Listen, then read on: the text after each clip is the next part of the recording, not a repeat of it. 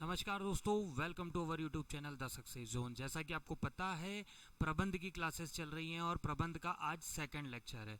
मैंने पहले भी आपसे कहा था कि हम प्रबंध को बिल्कुल ज़ीरो से उठाएंगे और 100% तक लेके जाएंगे, ताकि उससे क्या होगा, हमारी जो पटवारी की एग्ज़ाम है उससे हमें रटा रटाया नहीं आएगा। मतलब हम उसको रटने की कोशिश ना करें, हम उसको प्रैक्टिकली समझें कि प्रैक्टिकली प्रबंध होता क्या है।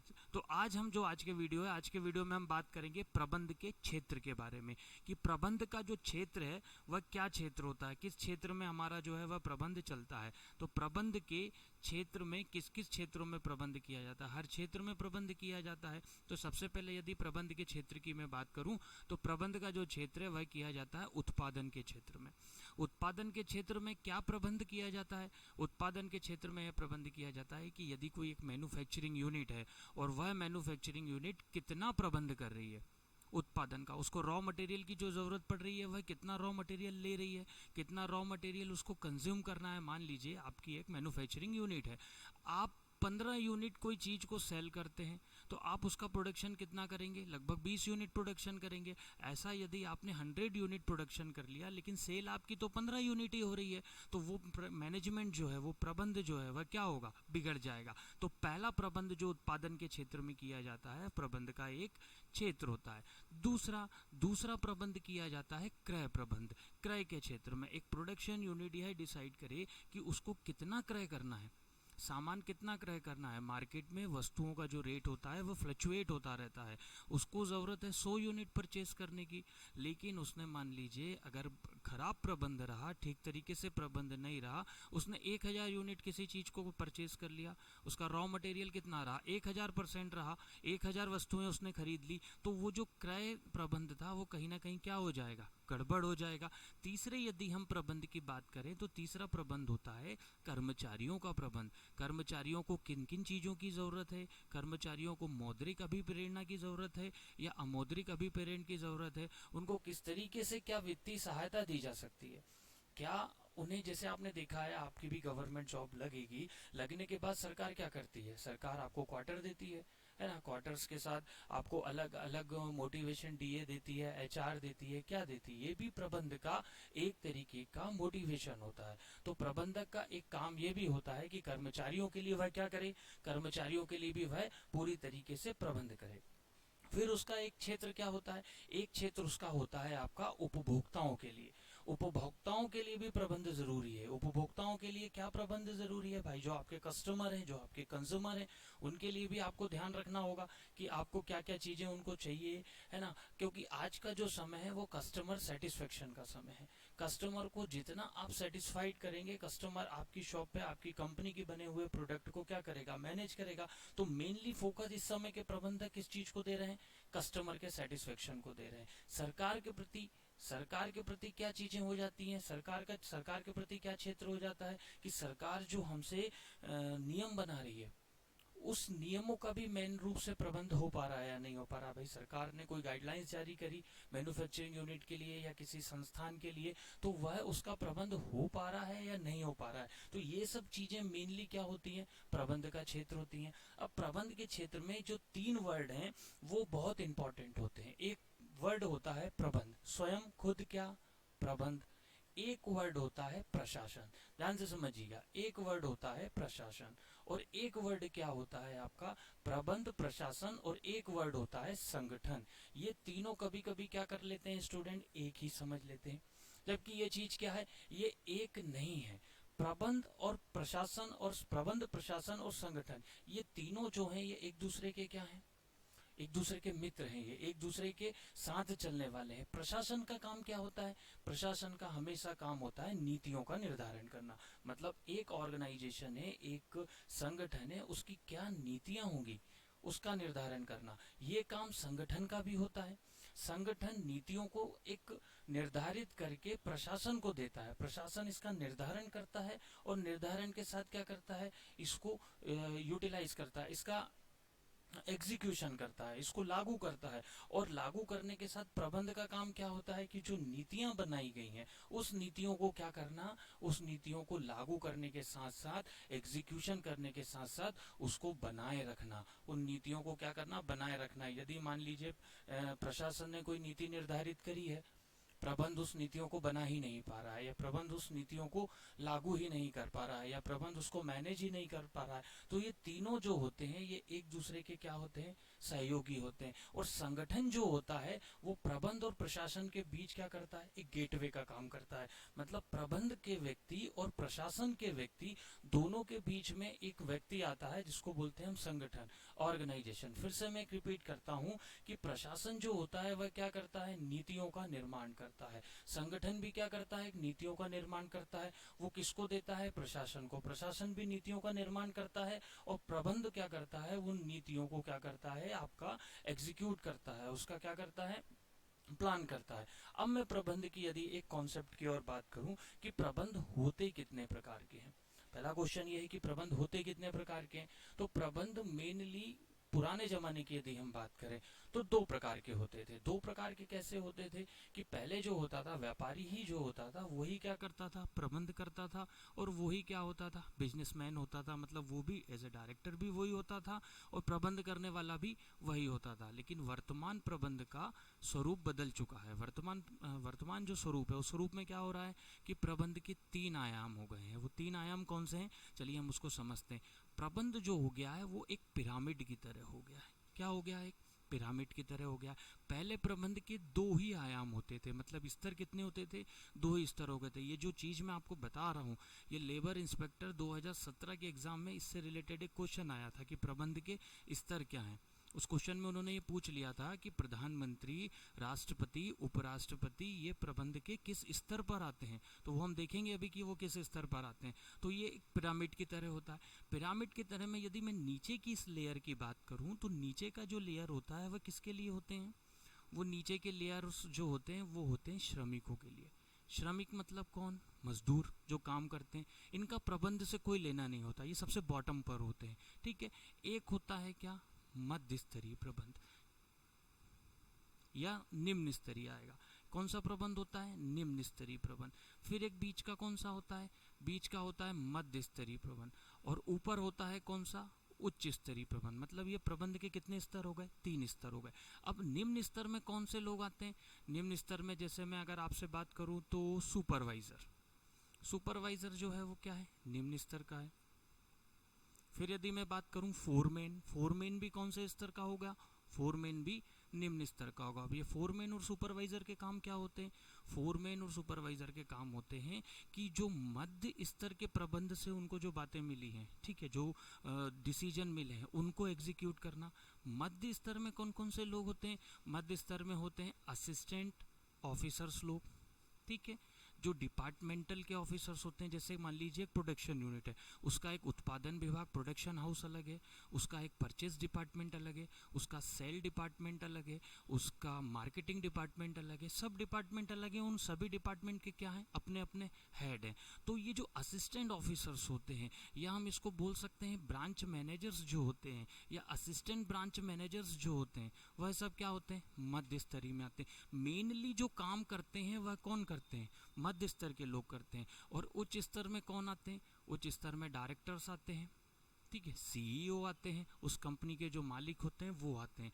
यदि मैं बात करूं कि सबसे कम कर्मचारियों की संख्या किस स्तर पर होती है प्रबंध के, तो वह उच्च स्तर पर होती है। एक भी हो सकती है, दो भी हो सकती है, 10 भी हो सकती है, सबसे कम। क्योंकि किसी कंपनी के सीईओ कितने हो सकते हैं, दो हो सकते हैं, तीन हो सकते हैं, चार हो सकते हैं, पाँच हो सकते हैं, 10 हो सकते हैं। ठीक है। और सबसे अधिक कहाँ होते हैं, निम्न स्तर पर, निम्न स्तर पर। और ये प्लेटफॉर्म वाले स्तर पर, मतलब जो आखिरी स्तर है जिसका प्रबंध से कोई लेना देना नहीं, सबसे ज़्यादा इसमें होते हैं। क्योंकि श्रमिकों की संख्या क्या है, कोई निर्धारित नहीं है, कितनी भी हो सकती है, 100 भी हो सकती है, 200 भी हो सकती है, 300 भी हो सकती है, 500 भी हो सकती है, जिनका प्रबंध से कोई लेना देना नहीं। तो सबसे अधिक संख्या जो प्लेटफॉर्म वाला होता है, श्रमिक प्रबंध, उसमें होती है। मध्य प्रबंध क्या करता है, मध्य प्रबंध का स्तर जो है वो प्लानिंग को एग्जीक्यूट करता है, प्लानिंग को बनाता है। ये ऊपर से नीचे तक ये श्रृंखला चलती है। मतलब क्या है, कोई कंपनी है मान लीजिए, ठीक है, अब उस कंपनी का कोई डिसीजन लेना है, ठीक है, कोई प्रारूप तैयार करना है कि किस तरीके से हमको हमारे प्रोडक्ट को सेल करना है, किस तरीके से हमारा प्रोडक्ट गांव के, भारत के हर गांव के कोने तक पहुंचे। तो वो डिसाइड क्या करेगा, नीतियों को उच्च प्रबंध करेगा, मतलब उस कंपनी के कौन करेंगे, डायरेक्टर करेंगे या सीईओ करेंगे। उसके बाद वह अपने इस नियम को सर्कुलेट करेंगे, कहाँ पर, मध्य प्रबंध में करेंगे। मध्य प्रबंध क्या करेगा, सबसे जटिल काम इसका होता है मध्य प्रबंध का, मध्य स्तर के प्रबंध का। ये सबसे क्या करेगा, इसका काम क्या होता है, इसका काम सबसे पहला होता है कि कर्मचारियों का रिक्रूटमेंट करना, कर्मचारियों को क्या क्या समस्याएं हैं वो समस्याओं को देखना, कर्मचारी किस स्तर पर काम कर रहे हैं ये सब चीज़ देखना, कर्मचारियों को प्रॉपर सैलरी मिल रही है नहीं मिल रही है ये चीज़ देखना, कहीं कर्मचारियों का शोषण तो नहीं हो रहा है ये चीज़ देखना। ये मध्य स्तर का काम होता है। तो इन्होंने तो प्लानिंग बना ली, इन्होंने प्लानिंग किसको दी, मध्य प्रबंध को दी। मध्य प्रबंध अपनी प्लानिंग किसको देगा, निम्न स्तर को देगा। मतलब ये सुपरवाइजर और ये फोरमैन पोस्ट के जो लोग होते हैं वो लोग फिर नीचे के जो श्रमिक वर्ग है वो ठीक से काम कर रहा है कि नहीं इसको देखते हैं। श्रमिक वर्ग ठीक से काम यदि कर रहे हैं तो वो फोरमैन रिपोर्ट देगा मध्य प्रबंध को, मध्य प्रबंध किसको देगा, उच्च प्रबंध को। तो टोटल यदि मैं बात करूं कि प्रबंध के स्तर कितने होते हैं तो प्राचीन में प्रबंध के 2 स्तर होते थे, अभी वर्तमान में प्रबंध के स्तरों की संख्या कितनी हो गई है, 3 हो गई है।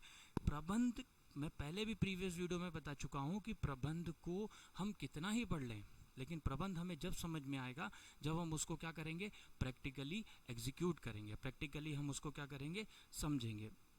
अब प्रबंध के कुछ समाज के प्रति भी उत्तरदायित्व होते हैं। अगर हम प्रबंध कर रहे हैं, हम मैनेजमेंट कर रहे हैं तो हमारे क्या होंगे, समाज के प्रति भी क्या होते हैं, कुछ उत्तरदायित्व होते हैं। एज अ प्रबंधक यदि मैं देखूं तो समाज के प्रति मेरे क्या उत्तरदायित्व हैं। सबसे पहला उत्तरदायित्व किसके लिए है, व्यवसाय के स्वामी के लिए, व्यवसाय स्वामी, ठीक है। अब व्यवसाय के स्वामी के लिए मेरा क्या उत्तरदायित्व है, एक प्रबंधक होने के नाते, एक मैनेजमेंट होने के नाते मेरा क्या दायित्व बनता है व्यवसाय के स्वामी के लिए। मेरा सबसे बड़ा मतलब जो उत्तरदायित्व बनता है वह यह बनता है कि मेरे जो व्यवसाय का ऑनर है उस ऑनर ने उस बिजनेस में क्या लगाया है, अपना पूंजी लगाया है, अपना कैपिटल लगाया है। तो और उस कैपिटल में मुझे क्या करना है, उसको प्रॉफिट देना है। क्या देना है, ये मेरा सबसे बड़ा प्रबंध का काम है। मेरा एक काम है, मेरे व्यवसाय में मेरा जो ऑनर है उसने जो पूंजी लगाई है उसको प्रॉपर प्रॉफिट देना है। यदि मेरी संस्थान लॉस में चल रही है तो उसकी रिपोर्ट किसको देना है, मेरे व्यवसाय के ऑनर को देना है। दूसरा मेरा समाज के प्रति क्या उत्तरदायित्व बनता है, दूसरा उत्तरदायित्व बनता है अपने शेयर होल्डर्स के प्रति।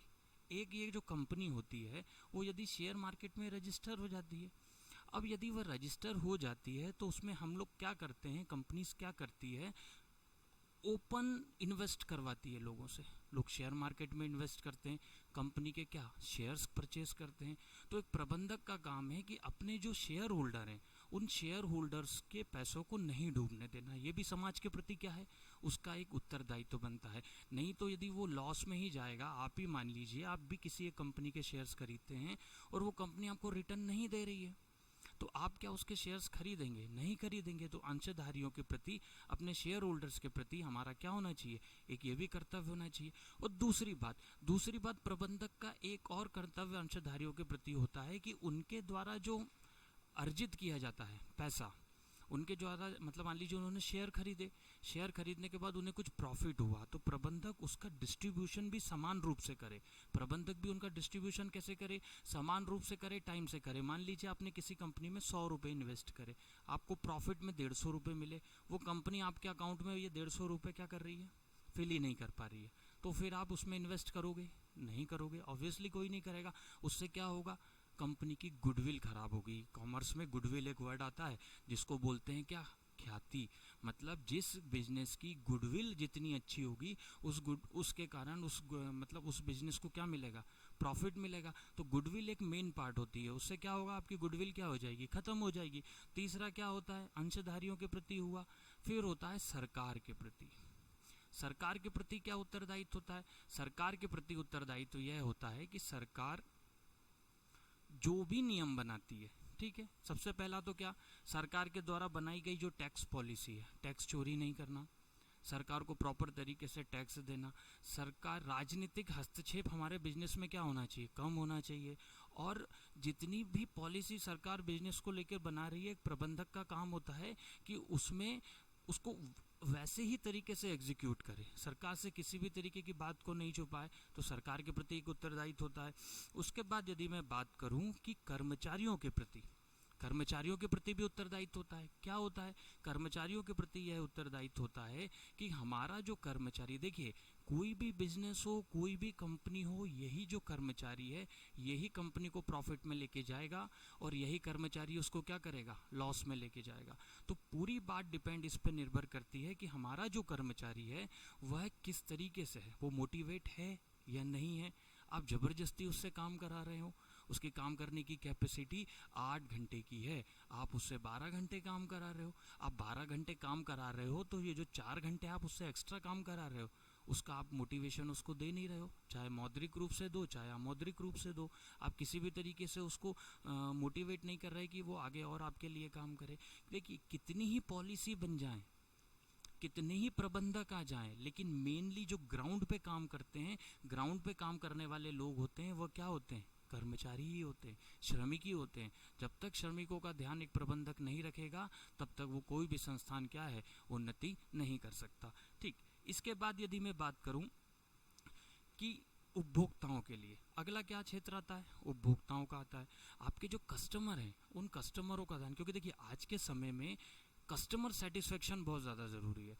हर बिजनेसमैन, चाहे वो प्रोडक्शन यूनिट हो, चाहे स्कूल हो, चाहे कॉलेज हो, चाहे कोचिंग संस्थान हो, सबका मेनली फोकस क्या होता है? Customer satisfaction. कस्टमर सेटिस्फेक्शन ही एक प्रबंध का, क्योंकि अगर आपका कस्टमर आपसे सेटिस्फाइड है तो वो आपकी शॉप पर, आपकी जगह पर फिर से परचेस करने के लिए आएगा। यदि वो आपकी शॉप पर जाता है, आपका व्यवहार रूडली मिल जाता है उसको, वो आपकी शॉप पे क्यों आएगा? क्योंकि मेनली कंपटीशन इतना हो गया है कि आपकी जो शॉप है वैसे हज़ारों शॉप मार्केट में अवेलेबल है, वो वहाँ से सामान को परचेस करेगा। तो अगला जो क्षेत्र होता है वह कौन सा होता है? उपभोक्ता का क्षेत्र होता है। इस चीज़ का भी प्रबंध को क्या करना पड़ता है? ध्यान रखना पड़ता है। ठीक है, ये हमारी बात हुई किसकी? प्रबंध के क्षेत्रों को लेकर। अब मैं यदि बात करूं कि प्रबंध के स्तर में EFL ब्रेंच, ठीक है, एक बहुत बड़े राइटर थे जिनका नाम क्या था? EFL bench. EFL ब्रेंच ने लिखा था principle and practice of management. EFL Brech थे, उन्होंने एक बुक लिखी थी, उसका नाम मैं यहाँ लिख देता हूँ, आप लोग ध्यान रखिएगा। ये प्रबंध के स्तर को लेकर थी। उनका नाम क्या था? EFL bench. ये एक बहुत बड़े प्रबंध शास्त्री थे। इन्होंने एक बुक लिखी थी, principle and practice of management. ठीक है, इस बुक का नाम आप ध्यान रखिएगा। इन्होंने प्रबंध के स्तरों को बताया था, जो अभी हमने थोड़ी देर पहले प्रबंध के कितने 3 स्तरों के बारे में बात की थी, उन 3 स्तरों के बारे में ही इन्होंने अपनी इस बुक में बताया था, जिससे हमें पता चला कि प्रबंध के कितने स्तर होते हैं? 3। उच्च स्तर, लेबर इंस्पेक्टर में क्वेश्चन था जिसका आंसर मैं अभी आपको बताता हूँ कि राष्ट्रपति, प्रधानमंत्री, उपराष्ट्रपति ये प्रबंध के किस स्तर पर आएंगे? तो ये प्रबंध के हाई लेवल पर आएंगे, क्योंकि नीतियों का निर्माण, नीतियों का निर्धारण करने वाले व्यक्ति हैं। उसके बाद मध्य प्रबंध, उसके बाद निम्न प्रबंध, और अंतिम में कौन? एग्जीक्यूट करने वाले कौन होते हैं? जो सरकारी अधिकारी होते हैं, है ना। जितने भी पॉलिटिकल पद पर होते हैं ये क्या करते हैं? ये एग्जीक्यूट नहीं करते हैं, ये नीतियों का निर्माण करते हैं। तो प्रबंध के उच्च स्तर पर जाते हैं। तो आगे इसी तरीके के वीडियोस देखने के लिए चैनल को लाइक कीजिए, सब्सक्राइब कीजिए, और कल मिलते हैं प्रबंध के अगले वीडियो में। Thank you so much.